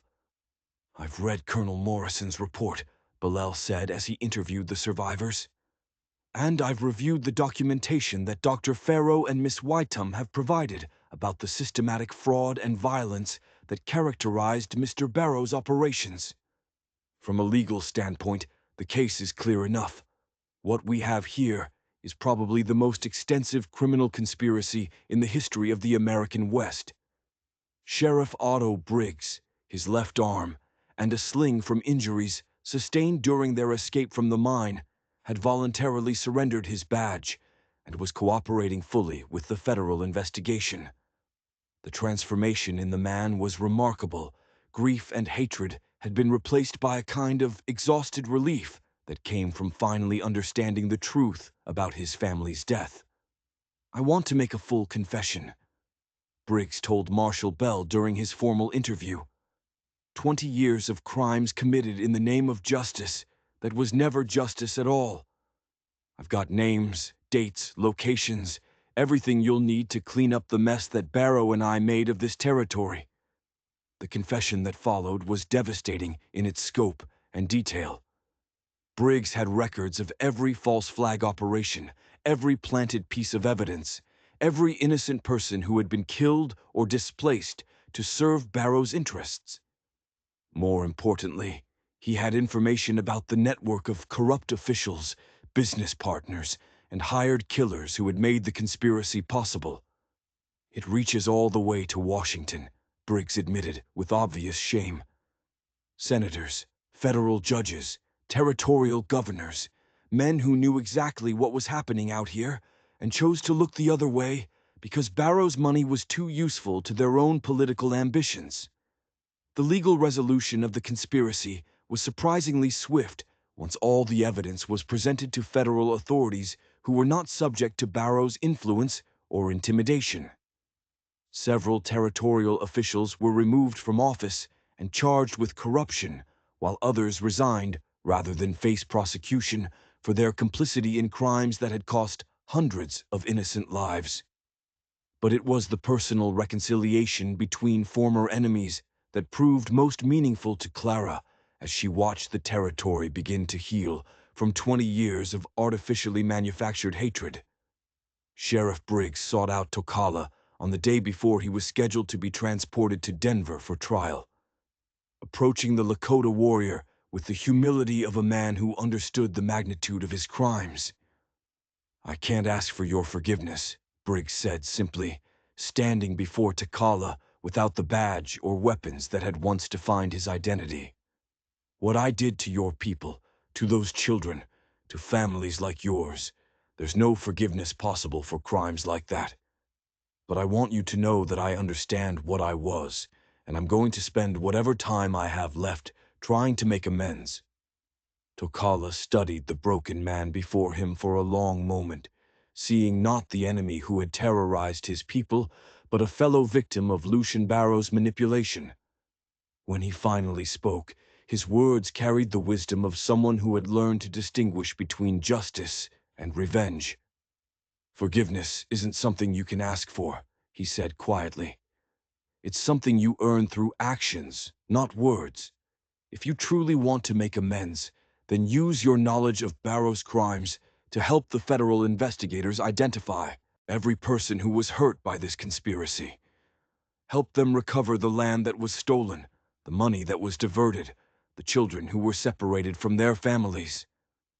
"I will," Briggs promised, and Clara could see that he meant it with every fiber of his being. The liberation of Yaji Ayana and Enipai had revealed the existence of dozens of other native children who had been taken from their families and forced into labor at various mining and railroad operations throughout the territory. Dr. Farrow coordinated a massive effort to locate these children and return them to their communities, while Clara organized educational programs designed to help them readjust to family life after months or years of traumatic separation. Yaji, despite his injured leg and the psychological trauma he had endured, showed remarkable resilience in his recovery. The 10-year-old boy had developed a fascination with the technical aspects of mining and engineering during his captivity, and Clara arranged for him to receive tutoring that combined traditional Lakota knowledge with modern scientific education.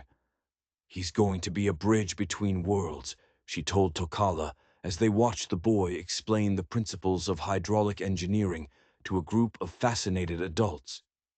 "Someone who can help both communities understand each other's strengths and learn from each other's knowledge."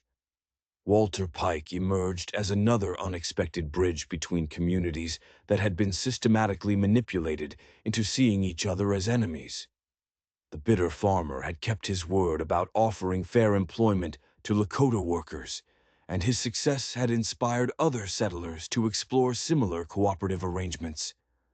"Turns out we're all better off when we work together instead of fighting each other," Pike observed with the practical wisdom of someone who had learned hard lessons about the cost of hatred. Funny how it took near getting blown up in a mine shaft to figure out something that should have been obvious from the start. But it was EMTT's long-awaited reunion with Clara that provided the most emotionally complex element of the resolution. Her younger brother had been found working under an assumed name at a railroad camp in Wyoming, having fled Dakota territory when he realized that his information was being used to plan attacks that resulted in innocent deaths. I ran away because I was a coward, EMTT confessed when he finally returned to face the consequences of his actions. I was so scared of what Barrow would do to me if I tried to withdraw from his operation that I just kept providing information, even after I understood people were dying because of it. Clara listened to his explanation with a complicated mixture of love, disappointment, and cautious hope that comes with watching someone you care about try to redeem themselves after making serious mistakes. She could see the genuine remorse in EMTT's eyes, understand the impossible pressure he had faced. But she also understood that trust, once broken, would take considerable time and consistent actions to rebuild. "You're going to testify," she told him firmly. "Federal court, probably multiple trials, possibly for years to come, and you're going to help identify every person who was hurt by the information you provided so that restitution can be made to the families of victims." "I will," Emmett promised, his voice steady with newfound determination. "It's time I did something right. Past time, really." The broader political ramifications of the Barrow conspiracy continued to ripple outward like waves from a stone dropped in still water. Marshal Bell's investigation had exposed corruption that reached far beyond Dakota territory, revealing a network of fraud and violence that extended throughout the Western territories and into the halls of Congress itself. This is going to change everything about how the federal government manages Western expansion, Bell explained to Clara Ara and Tokala during one of their regular briefings. The days of letting territorial officials operate without oversight are over. There's going to be real accountability, real protection for Native communities, real consequences for anyone who tries to profit from racial violence. More significantly, the scandal had triggered a congressional investigation of federal Indian policy that promised to bring long overdue reforms to the government's relationship with Native communities throughout the West. The documentation that had been preserved, combined with testimony from survivors of Barrow's false flag operations, provided federal investigators with evidence of crimes that had been ignored or covered up for decades. But for Clara, the most important transformation was the one that had occurred in her relationship with Tokala, evolving from the forced intimacy of captivity through shared danger into something deeper and more meaningful than either had expected to find on the frontier. Their courtship had proceeded with the kind of careful respect that characterized people who understood the difference between genuine affection and the artificial bonds created by extreme circumstances. They spent their evenings together when Clara's new responsibilities as territorial education coordinator allowed often walking along the river or sitting by small fires while they talked about their hopes for the future and their memories of the past. T'Challa had proven to be remarkably well-read, despite his lack of formal education, with insights into history, philosophy, and human nature that came from a lifetime of careful observation and hard-won wisdom. On a clear evening in early December, as the first stars appeared in the vast Dakota sky, Tokala led Clara to the rocky hill overlooking the Sagebrush River, where they had first begun to trust each other during their desperate flight from Sheriff Briggs's posse. The spot held profound significance for both of them. It was where they had first begun to see each other as allies rather than enemies, where understanding had begun to replace fear. "I have something for you," Tokala said, producing a beaded bracelet from his coat pocket. The work was exquisite, incorporating traditional Lakota designs in blue and white beads that had been carefully selected to complement Clara Ara's coloring. "My sister Nayeli made this before she died. She said it would help the spirits recognize the woman who would be worthy of joining our family." Clara accepted the gift with the reverence it deserved, understanding that it represented far more than mere decoration. In Lakota culture, such gifts were expressions of acceptance and belonging, marking her transition from outsider to cherished member of the community. But Tokala wasn't finished. As Clara Ara fastened the bracelet around her wrist, he began to speak with the formal cadence of a man making a sacred commitment that would bind them together for the rest of their lives. "I cannot promise you an easy life," he said, his dark eyes serious in the starlight. "The frontier is hard on everyone, but especially on women who choose to live between two worlds. There will always be people on both sides who question your loyalty, who think you have betrayed your own kind by choosing love over the prejudices that have divided our peoples." Clara nodded, understanding the truth of his words. Her relationship with Tokala had already cost her the friendship of some members of the white community, just as his association with her had created tensions within his own people. But she had learned that courage meant choosing love over fear, hope over hatred, even when the choice came with a significant personal cost. "I can promise you a warm fire in winter," Tokala continued. "A secure home and someone who will fight beside you against whatever troubles come. I can promise you that your children will know the stories of both peoples, that they will be strong in all the ways that matter, and that they will grow up in a world where the artificial barriers between communities are being replaced by understanding and cooperation." It wasn't a conventional marriage proposal by the standards of either culture, but it was perfectly suited to the unconventional circumstances that had brought them together and the unique challenges they would face as a couple, bridging two worlds. Clara clasped his hands and hers, feeling the calluses that spoke of hard work and the scars that told stories of battles fought and survived. "I can promise you partnership," she replied with a smile that acknowledged both the practical and emotional aspects of their commitment. "Someone to share the work of building something better from the ruins of the old hatred. Someone to help educate the children of both communities, to provide medical care to anyone who needs it, regardless of their background, and to stand with you against whatever challenges the future might bring." "And someone to argue with me when I'm wrong?" Tokala asked, his own smile breaking through his formal demeanor. "Especially then," Clara confirmed with a laugh that seemed to echo across the vast Dakota landscape. They sealed their commitment with a traditional Lakota ceremony, a simple clasping of wrists that symbolized the binding of two lives into one shared journey toward an uncertain but hopeful future. No judge or minister officiated, no legal documents were signed, but Clara felt the weight of the vow more deeply than any ceremony conducted in a church or courthouse. As they stood together under the winter stars, Clara reflected on the journey that had brought them to this moment. 6 months ago, she had been a sheltered doctor's daughter from Ohio, certain that civilization and progress were unquestionably good, that the expansion of white settlement represented the inevitable triumph of order over chaos. Now she understood that the truth was far more complex and challenging. Civilization could be used to justify great evil, just as the wilderness could nurture great good.